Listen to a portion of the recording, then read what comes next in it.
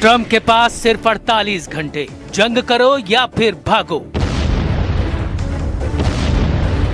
Iran युद्ध को लगभग 1 महीना होने जा रहा है। हैरानी करने वाली बात तो ये है कि अमेरिका और इजराइल मिलकर भी अभी तक ईरान से खamenei शासन का पतन नहीं कर पा रहे हैं। न ही ईरान के परमाणु ठिकानों से वो यूरेनियम मिल पाया है जिसके लिए अमेरिका और इजराइल ने इतना बड़ा महंगा और खूनी हमला ईरान पर किया है। ऐसा लग रहा है राष्ट्रपति ट्रंप को अच्छी तरह से एहसास हो गया है कि ईरान को हवाई हमलों के दम पर हराया नहीं जा सकता है, कि यही वजह है कि अब ट्रंप ने 48 घंटे का अल्टीमेटम ईरान को दिया है और कहा है कि या तो हार मान लो वरना सर्वनाश कर दूंगा। युद्ध विशेषज्ञों का साफ कहना है कि अमेरिका और इजराइल पर इस बात का बेहद भयानक दबाव है कि उतने प्रचंड हमले झेलने के बावजूद ईरान हार मानने को तैयार नहीं। खबर तो यहाँ तक है कि ट्रंप को भी उम्मीद नहीं थी कि ये युद्ध इतना लंबा खिंच जाएगा।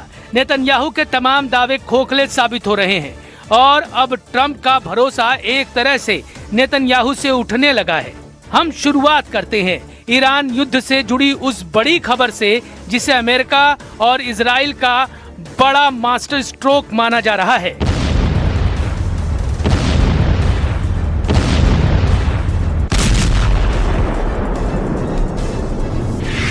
हॉर्मुज में हाहाकार, ईरान के 24 घंटे में 23 हमले।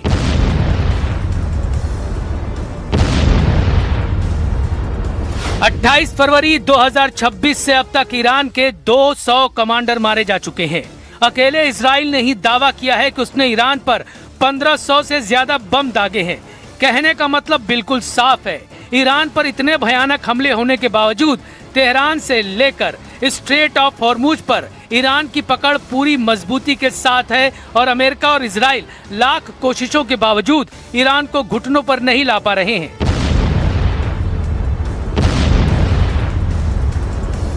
इधर ईरान ने इजराइल और अमेरिकी अड्डों पर पिछले 24 घंटे में 23 बड़े हमले किए हैं। हालांकि ईरान को भी भारी नुकसान उठाना पड़ा है। सबसे पहले ये जान लीजिए कि इजरायली सेना काफी दिनों से ईरानी नौसेना के चीफ कमांडर अली रेजा तंगसीरी को मारने की फिराक में जुटा हुआ था। वो मिशन इजरायली दावों के मुताबिक पूरा हो गया है। इजरायली मीडिया के मुताबिक इजराइल ने एक रणनीतिक हमले में तंगसीरी को एलिमिनेट कर दिया है, यानी उन्हें मार दिया है। ये एक घातक हमला ईरान के महत्वपूर्ण शहर बंदर अब्बास में हुआ है। ईरानी नौसेना के चीफ कमांडर अली रेजा तंगसीरी का मारा जाना ट्रंप और नेतन्याहू को काफी राहत दे रहा है, क्योंकि कमांडर अली रेजा तंगसीरी ही स्ट्रेट ऑफ हॉर्मुज के वो मास्टरमाइंड हैं जिनके दम पर ईरान ने अभी तक 96 किलोमीटर लंबे और 34 किलोमीटर चौड़े इलाके पर अपना पूरा कब्जा और दबदबा बनाए रखा था। अली रेजा तंगरीसी का मारा जाना ट्रंप नेतन्याहू के लिए गेम चेंजर हो सकता है, लेकिन इजराइल ने तेहरान और इस्फहान पर भीषण हमले इतने तेज कर दिए हैं कि नतीजे बेहद भयानक हैं। इजरायली डिफेंस फोर्सेस यानी IDF के अनुसार इन हमलों का उद्देश्य ईरान के बैलिस्टिक मिसाइल इंफ्रास्ट्रक्चर और उत्पादन केंद्रों को पूरी तरह से नष्ट करना है। लेकिन ईरान ने भी पिछले 24 घंटे में 23 हमले किए हैं। ईरान की ओर से दागी गई बैलिस्टिक मिसाइलों और क्लस्टर मिसाइलों ने तेल अवीव के मध्य इलाकों को निशाना बनाया है। तेल अवीव के एक रिहायशी इलाके में एक इमारत पर मिसाइल सीधे गिरी, जिससे भारी तबाही हुई। एक ईरानी मिसाइल इजराइल के एयर डिफेंस को चकमा देकर डिमोना शहर के पास गिरी, जहां इजराइल का मुख्य परमाणु रिएक्टर स्थित है। हालांकि रिएक्टर को किसी नुकसान की खबर नहीं है। אנחנו ממשיכים לתקוף בעוצמה את המטרות של משטר הטרור האיראני. אמש חיסלנו את מפקד חיל הים של משמרות המהפכה. לאיש הזה יש הרבה דם על הידיים, ובנוסף הוא זה שהוביל את סגירת מצרי הורמוז. ईरान की तरफ से दागे गए मिसाइल की वजह से तबाही हुई है, भयंकर तबाही यहाँ पे देखने को मिल रही है। मैं विजुअल्स में दिखाने की कोशिश करूंगा कि इन घरों का यहाँ पे क्या हाल हुआ है। तो ये आप देख सकते हैं, यहाँ पे एक मिसाइल गिरा था और उसकी वजह से यहाँ पे सब कुछ तबाह हो गया है, सब कुछ चकनाचूर हुआ है। ये आप हालात देख सकते हैं यहाँ पे क्या हुआ है ईरान की तरफ से दागे गए मिसाइल्स की वजह से। यहाँ सब कुछ चकनाचूर हो जाता है। ईरान की तरफ से लगातार अटैक्स का सिलसिला जारी है, जबकि इस्राएली फोर्सेस भी लगातार ईरान में हमले कर रहे हैं, लेबनान में हमले कर रहे हैं। लेबनान की तरफ से भी लगातार हमलों का सिलसिला जारी है इस्राएली फोर्सेस पर, और अभी इस्राएली फोर्सेस को भी नुकसान पहुंचा है हिजबुल्लाह की तरफ से, जो लगातार अटैक्स किए जा रहे हैं। आप यहाँ पे देख सकते हैं ईरान के रिकॉर्ड तोड़ हमले, 15 शर्तों पर भारी 5 शर्तें। ईरान की इस्लामिक रेवोल्यूशनरी गार्ड कॉर्प्स ने जवाबी कार्रवाई का नया रिकॉर्ड बनाया है। IRGC ने ऑपरेशन 2 प्रॉमिस 4 की 81वीं लहर में 70 से ज्यादा इजरायली ठिकानों पर प्रिसीजन गाइडेड मिसाइलें दागी हैं। हैरान करने वाली बात तो यह है कि ट्रंप प्रशासन द्वारा पाकिस्तान के माध्यम से ईरान को भेजी गई 15 सूत्रीय शांति योजना का मकसद युद्ध को समाप्त करना और ईरान के परमाणु और सैन्य ढांचे को पूरी तरह से नियंत्रित करना है।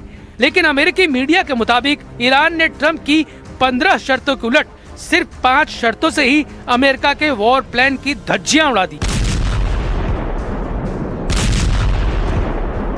यानी ईरान ने जहां ट्रंप की शर्तों का धुआं निकाल दिया है, तो वहीं ईरान ने ऐसे रिकॉर्ड तोड़ हमले किए हैं जो इजराइल और पश्चिमी एशिया में मौजूद अमेरिकी ठिकानों पर बहुत भारी पड़ रहे हैं।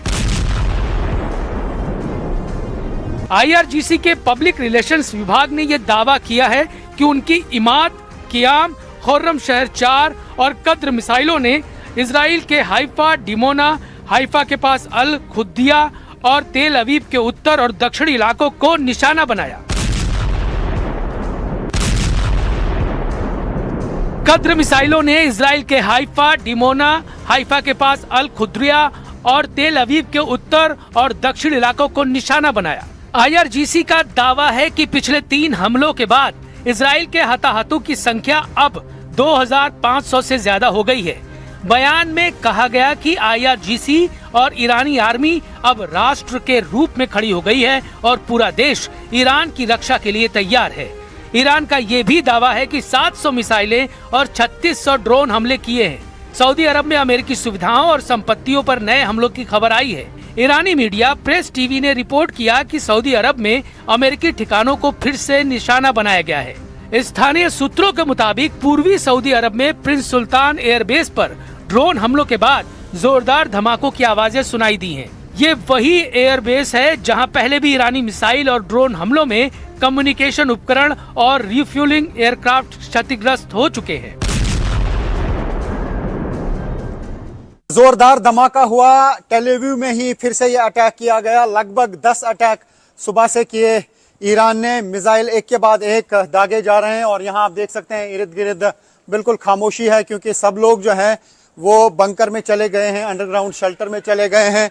तो ये आप देख सकते हैं कि यहाँ पे इंटरसेप्ट किया गया है मिसाइल को, यानी इसी और जो है निशाना था, 2 जगह पे इंटरसेप्ट हुआ है।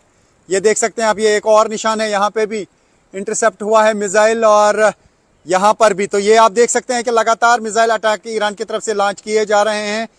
काफ़ी सारे मिसाइल इंटरसेप्ट हो रहे हैं, लेकिन काफ़ी सारे मिसाइल जो हैं वो हिट कर रहे हैं, जिसकी वजह से तबाही हो रही है। कुल मिलाकर हालत ये हो गए हैं कि ईरान युद्ध अब ऐसे दौर में पहुंच चुका है जहां अब ट्रंप हर हाल में बाहर निकलना चाहते हैं। लेकिन दिक्कत यह है कि इजराइल ने अमेरिका को इस तरह से फंसा दिया है कि अगर ईरान पर पूर्ण विजय से पहले युद्ध रोका तो ये तय है कि ईरान पूरे पश्चिमी एशिया में एक बहुत बड़ी शक्ति बनकर उभरेगा, और इसमें कोई शक नहीं है।